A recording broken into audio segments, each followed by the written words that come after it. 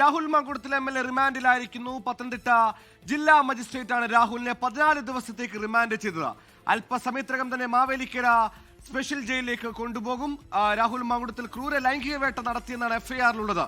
രാഹുൽ ഒരു habitual offender ആണെന്നും FIR-ലും remand റിപ്പോർട്ടിലും പറയുന്നു. ഇപ്പോൾ ഷിജോ കുര്യൻ പത്തനംതിട്ടയിൽ ചെയ്യുന്നു. ഷിജോ, ഒന്നല്ല രണ്ടല്ല മൂന്നാമത്തെ ബലാത്സംഗ കേസിൽ ആദ്യ 2 കേസുകളിൽ SITക്ക് രാഹുൽ മാങ്കൂട്ടത്തിനെ പിടികൂടുന്നതിൽ എവിടെയാണോ പിഴച്ചത്, ആ പിഴവ് വളരെ കൃത്യമായി അടച്ചുകൊണ്ട് പഴുതുകളില്ലാതെ അർദ്ധരാത്രി നടന്നൊരു നാടകീയ കസ്റ്റഡി, അറസ്റ്റ്, റിമാൻഡ് ഒടുക്കം രാഹുൽ മാങ്കൂട്ടത്തിൽ MLA ബലാത്സംഗ കേസിൽ ഇതാദ്യമായി ജയിലിലേക്ക് പോകുന്നു. എപ്പോഴേക്ക് മാവേലിക്കര സബ് ജയിലിലേക്ക് എത്തിക്കാനാകും? റിമാൻഡ് റിപ്പോർട്ടിലടക്കം ഈ പറയുന്ന പോലീസ് ഏറ്റവും പ്രധാനപ്പെട്ട SIT പറഞ്ഞ ഏറ്റവും പ്രധാനപ്പെട്ട കാര്യങ്ങൾ എന്തൊക്കെയാണ് ഷിജോ?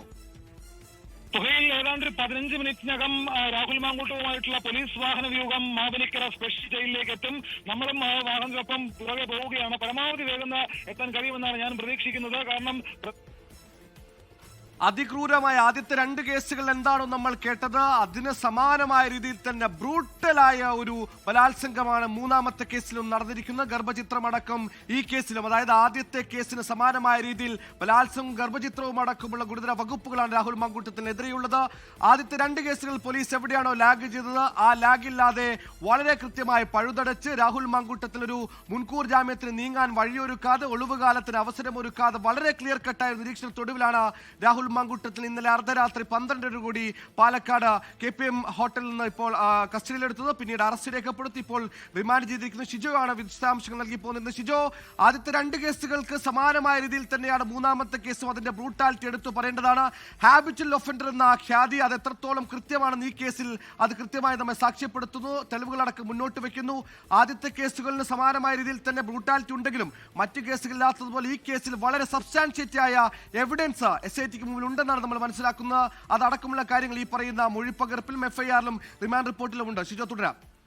വളരെ കൃത്യമായിട്ട് അക്കാര്യങ്ങളെല്ലാം സമർപ്പിച്ചുകൊണ്ടാണ് പോലീസ് റിമാൻഡ് റിപ്പോർട്ട് മജിസ്ട്രേറ്റിന് മുമ്പാകെ കൊണ്ടുകൊടുത്തത്. ആ റിമാൻഡ് റിപ്പോർട്ടിൽ രാഹുൽ മാങ്കൂട്ടത്തിൽ നടത്തിയിട്ടുള്ള അതിഗുരുതരമായിട്ടുള്ള കുറ്റകൃത്യങ്ങൾ ഹാബിച്വൽ ഒഫൻഡറാണ് എന്ന് സാധൂകരിക്കുന്ന കൃത്യമായിട്ടുള്ള കണ്ടെത്തലുകൾ അടക്കം സമർപ്പിച്ചുകൊണ്ടാണ് പോലീസ് ഇപ്പോൾ റിമാൻഡ് റിപ്പോർട്ട് മജിസ്ട്രേറ്റിന് മുമ്പാകെ കൊടുത്തിരിക്കുന്നത്. ഇതിനകത്ത് റിമാൻഡ് റിപ്പോർട്ടിൽ പറയുന്ന പ്രധാനപ്പെട്ട 12 കാര്യങ്ങളുണ്ട്. റിമാൻഡ് റിപ്പോർട്ടിൽ എടുത്തു പറയേണ്ട 12 കാര്യങ്ങൾ ഞാൻ ഒന്ന് പറയാം. പ്രതി കേരള നിയമസഭാ സാമാജികനും ഉന്നത രാഷ്ട്രീയ ഉദ്യോഗസ്ഥനുമായിട്ടുള്ള ആളാണ്. ഇയാളുടെ സ്വാധീനത്തിൽ അതിജീവിത ഭീഷണിപ്പെടുത്താനും സാക്ഷികളെ സ്വാധീനിക്കാനുമുള്ള, തെളിവുകൾ നശിപ്പിക്കാനുമുള്ള ഒരു സാഹചര്യമുണ്ട്. അതിന് ഇടയാക്കിക്കൂടാ. അതുകൊണ്ട് ഇയാൾക്ക് ജാമ്യം നൽകരുത്, ഇയാളെ കസ്റ്റഡിയിൽ വേണമെന്ന് ഒന്നാമതായി പറയുന്നു. പ്രതി ഹാബിച്വൽ ഒഫൻഡറാണ്. മൂന്നാമതായി പറയുന്നത് FIR രജിസ്റ്റർ ചെയ്തതിനു ശേഷവും അതിജീവിതമാരെ ഭീഷണിപ്പെടുത്തി കേസിൽ നിന്ന് പിന്തിരിപ്പിക്കാൻ പ്രതി ശ്രമിച്ചിട്ടുണ്ട്.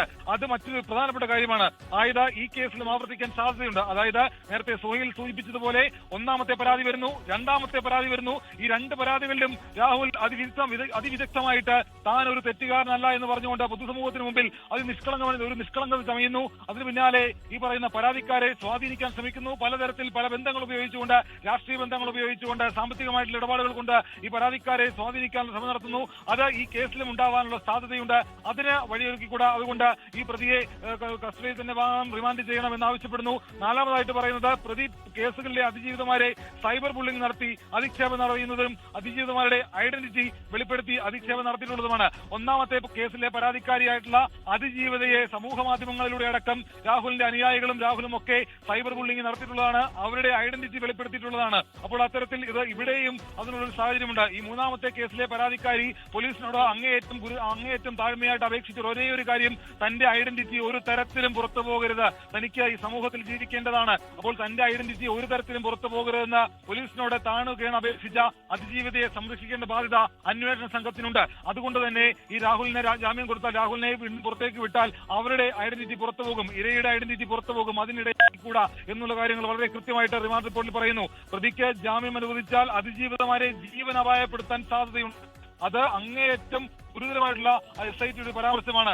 അതിജീവിതയെ അപായപ്പെടുത്താനുള്ള ഒരു സാധ്യതയുണ്ട് എന്ന് അന്വേഷണ സംഘം പറയുമ്പോൾ രാഹുൽ എത്രമാത്രം ബ്രൂട്ടലായിട്ട് ഇക്കാര്യങ്ങളിൽ ഇടപെട്ടിട്ടുണ്ട് എന്ന് നമ്മൾ മനസ്സിലാക്കേണ്ടി വരും. മറ്റൊരു കാര്യം എന്ന് പറയുന്നത്, പ്രതി നിയമ നടപടികളെ വെല്ലുവിളിച്ച് ഒളിവിൽ പോയി കോടതിയുടെ തുടർ നടപടികളിൽ നിന്നും വിട്ടുനിൽക്കാനും സാധ്യതയുണ്ട്. കാരണം എല്ലാം എന്റെ അഭിഭാഷകൻ പറയുമെന്ന് മാത്രമുള്ള മറുപടി അന്വേഷണ സംഘത്തിന് മുമ്പാകെ, SITക്ക് മുമ്പാകെ ചോദ്യം ചെയ്യലിൽ 6 മണിക്കൂർ നീണ്ട ചോദ്യം ചെയ്യലിൽ രാഹുൽ ആവർത്തിച്ച ഒരേ ഒരു കാര്യം, എല്ലാം എന്റെ അഭിഭാഷകൻ പറയും. അപ്പോൾ അത്തരത്തിൽ കോടതി നടപടികളെ പോലും വെല്ലുവിളിക്കുന്ന തരത്തിൽ ഒരു ഇടപെടൽ നടത്താൻ കഴിവുള്ള ആളാണ് രാഹുൽ മാങ്കൂട്ടത്തിൽ. അപ്പോൾ അയാൾക്ക് ജാമ്യം നൽകുകയോ പുറത്തേക്ക് വിടുകയോ ചെയ്യരുത് എന്ന് പറയുന്നു. അറസ്റ്റ് സമയം ഈ പ്രതിയിൽ നിന്ന് എടുത്ത മൊബൈൽ ഫോണിന്റെ സീൻ പാറ്റേൺ അത് ലോക്ക് പറഞ്ഞു തരുവാൻ പ്രതി വിസമ്മതിച്ചു. അതായത് പ്രതിയുടെ ഈ രാഹുൽ മാങ്കൂട്ടത്തിന്റെ ഫോൺ പരിശോധനയ്ക്ക് എടുക്കത്തപ്പോൾ പോലും അതിന്റെ ലോക്ക് പറഞ്ഞു തരാനായിട്ട് രാഹുൽ മാങ്കൂട്ടത്തിൽ തയ്യാറായില്ല. കാരണം അതിൽ നിന്ന് അതിനിർണായകമായിട്ടുള്ള വിവരങ്ങൾ പോലീസിനെ ശേഖരിക്കേണ്ടതായിട്ടുണ്ട്. അപ്പോൾ അത് പറഞ്ഞു കൊടുക്കുന്നതിനകത്ത് രാഹുൽ മാങ്കൂട്ടത്തിൽ വിസമ്മതിച്ചു. അതുകൊണ്ട് അന്വേഷണമായിട്ട് സഹകരിക്കണമെങ്കിൽ പ്രതിയെ കസ്റ്റഡിയിൽ വേണം.